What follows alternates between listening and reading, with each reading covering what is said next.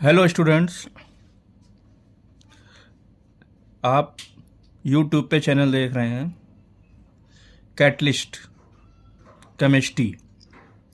इस समय बोर्ड के समय आने वाला है 2 महीने के बाद, 2-3 महीने बाद बोर्ड के पेपर होने वाले हैं और उनके नंबर को आपको इंक्रीज करने के लिए आपको एक कैटलिस्ट स्कोर चाहिए ताकि आप जिससे आप प्रॉब्लम को आराम से सॉल्व कर सकें।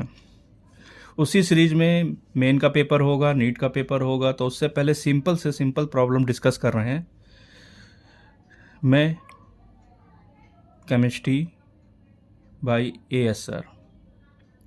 तो हमारा पहला टॉपिक है नेम रिएक्शन से स्टार्ट करेंगे क्योंकि ये क्वेश्चंस बहुत ही कॉमन है हमारे बोर्ड के पेपर में। नेम रिएक्शंस सीधा क्वेश्चंस आता है जो आपका एक क्वेश्चन क्रैक कर देगा बोर्ड का, और कॉम्पिटिटिव में भी ये पूछे जाते हैं। तो पहले हम सिंपल लेवल पे लेके चलते हैं प्रॉब्लम्स को, बोल्ड फिर प्लस आगे बढ़ेंगे कंपटीशन की तरफ। तो पहली नेम रिएक्शन है एल्डिहाइड कीटोन के चैप्टर से, जिसका नाम है, बहुत ही फेमस रिएक्शन है, कैनिजारो रिएक्शन। अब ये कैनिजारो रिएक्शन होती कहाँ है, किस तरह के ऑर्गेनिक कंपाउंड्स में होती है, किस तरह के फंक्शनल ग्रुप को डिसाइड करती है, ये सब चीज़ें देखनी पड़ेंगी। तो पहला पॉइंट ये है कि ये जो चैप्टर, ये हमारे कोर्स में अगर देखा जाए तो ये एल्डिहाइड कीटोन के चैप्टर में है। तो हम सिर्फ एल्डिहाइड और कीटोन पे ही फोकस करके चलेंगे और देखेंगे क्या ये एल्डिहाइड में परफॉर्म हो रही है कि कीटोन में हो रही है कि नहीं हो रही है। तो उसकी एक नॉर्मल कंडीशंस के अकॉर्डिंग ही लेक्चर स्टार्ट हो रहा है। एल्डिहाइड्स CHO ग्रुप, आप कहीं पे भी एल्डिहाइड देखें तो एक चांस बन जाता है कि उसमें कैनिजारो रिएक्शन हो जाती है। लेकिन केवल एल्डिहाइड के साथ ही कैनिजारो रिएक्शन नहीं होगी, उसके साथ कंडीशन देखनी पड़ेगी कि उस कैनिजारो रिएक्शंस में जो आप देख रहे हो उसके पास अल्फा CH नहीं होना चाहिए। 99.9% में अल्फा CH का केस बनना नहीं चाहिए। अगर बन गया तो फिर कैनिजारो नहीं हो पा रही है। ये हम आगे डिस्कस करेंगे कि ये ऐसा क्यों हो रहा है, वो लेक्चर 2 पे जाएगा कैनिजारो पे, जो कॉम्पिटिटिव क्लास की तरफ की ओर जाएगा। तो बहरहाल हम बात करते हैं एल्डिहाइड ग्रुप की, CHO। इस CHO के बगल वाले कार्बन को अगर हम चेक करें तो यहाँ तो कार्बन ही नहीं है। अरे जब कार्बन नहीं है तो अल्फा CH नहीं होगा, तो इसका मतलब यहाँ पे अगर हम देखा जाए तो अल्फा CH ना होने के कारण ये कैनिजारो रिएक्शन देगा। दूसरा एग्जाम्पल है, वे कॉमन एग्जाम्पल जो हमारे बोर्ड का है, बेंजल्डिहाइड।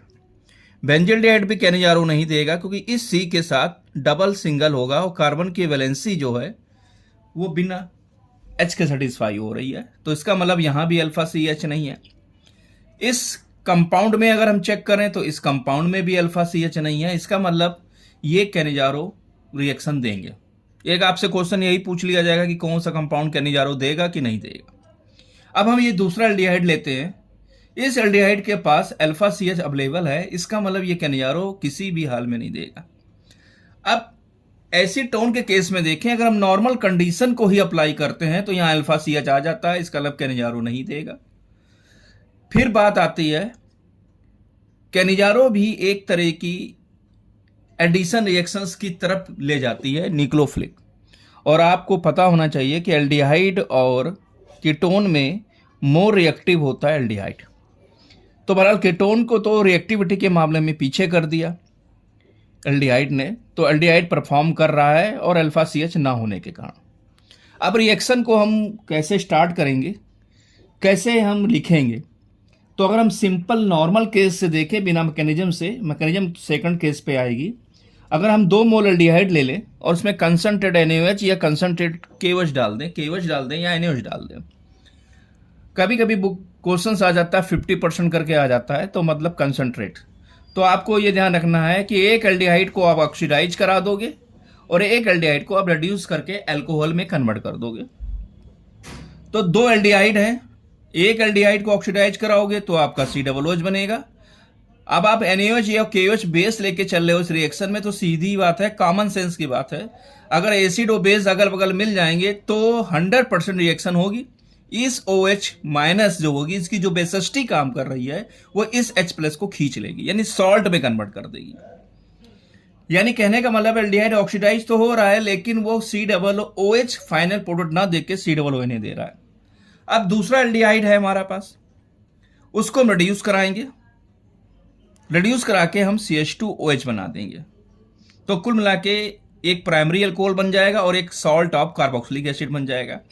अब हम इस रिएक्शंस की तरफ देखते हैं कि एक एल्डिहाइड इसमें ऑक्सीडाइज हो रहा है, एक एल्डिहाइड रिड्यूस हो रहा है। तो हम कह सकते हैं कि ये एक एग्जाम्पल रेडॉक्स का है। लेकिन अगर आप फिर ध्यान से देखें तो यहां पे सेम एटम ऑक्सीडाइज या सेम ग्रुप ऑक्सीडाइज हो रहा है और रिड्यूस हो रहा है। तो आप ऐसी रिएक्शंस को स्पेशली एक नाम देंगे, बहुत ही इंपॉर्टेंट है, पूछा भी गया है, डिसप्रोपोर्शनल रिएक्शंस कहते हैं। तो Cannizzaro is example of reaction.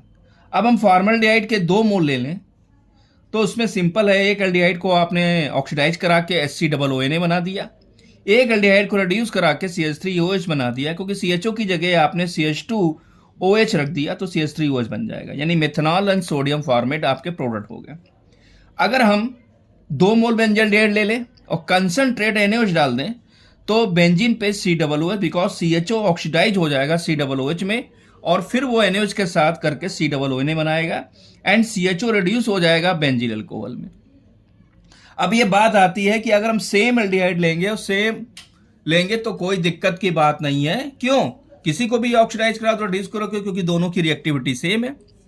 अब बात आगे बढ़ती है, अगर हम दोनों एल्डिहाइड अलग अलग ले लें, दोनों एल्डिहाइड अलग ले लें तो क्या होगा? तो हम किसको ऑक्सीडाइज कराएं, किसको हम रिड्यूस कराएं? सारा खेल इस NaOH का होता है और इस NaOH के अंदर होता है OH माइनस का खेल। जो OH माइनस इन दोनों के साथ पहले रिएक्ट करेगा, यानी पहले जिस पे अटैक करेगा वही ऑक्सीडाइज होकर वही कंपोनेंट ऑक्सीडाइज होगा। अब बात आती है कि OH किसको अटैक करेगा, फॉर्मल्डिहाइड को कि बेंजल्डिहाइड को? तो हम आगे बढ़ते हैं। बात यहां पे आ गई न्यूक्लियोफिलिक एडिशन रिएक्शंस की। अगर हम देखें तो CHO और बेंजल्डिहाइड में मोर रिएक्टिव फॉर्मल्डिहाइड होता है। इसका लब OH माइनस इधर जाएगा तो इसका लब ये ऑक्सीडाइज होके आपको COO माइनस ये वाला कंपाउंड देगा और ये रिड्यूस हो जाएगा। अब चूंकि दोनों डिफरेंट एल्डिहाइड लिया है तो ये क्रॉस कैनिजारो हो गई। अब कैनिजारो भी सिंपल होती है। सिंपल का मतलब अगर 2 मोल एल्डिहाइड लिए और आपके 2 अलग अलग कंपाउंड में है तो वो आपकी रिएक्शन एक इंटरमॉलिक्यूलर हो सकती है, उसके अंदर आपकी सिंपल भी हो सकती है और क्रॉस भी हो सकती है। अब अगर हम देखा जाए कि बेंजल्डिहाइड और फॉर्मल्डिहाइड में अगर हम लेस रिएक्टिविटी की बात करते हैं तो बेंजल्डिहाइड की होती है। तो क्यों होती है?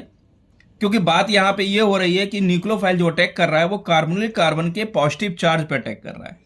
कार्बोनिलिक कार्बन का पॉजिटिव चार्ज यानी कि CO के C+ पे।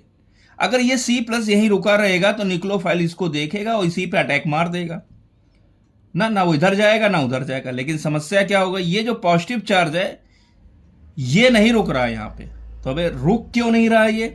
इसलिए क्योंकि इसके अंदर एक प्रॉपर्टी लग रही है रेजोनेंस की।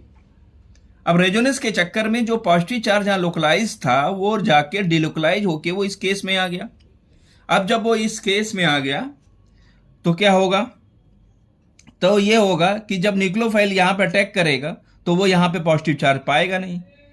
तो इस तरह से लैक ऑफ पॉजिटिव चार्ज या disappear of positive charge due to resonance के मारे इसकी रिएक्टिविटी डाउन हो जाएगी। तो इसका मतलब क्या हुआ? बेंजल्डिहाइड ऑक्सीडाइज ना होकर रिड्यूस होगा और फॉर्मल्डिहाइड ऑक्सीडाइज हो जाएगा। ये बात क्लियर हो गई।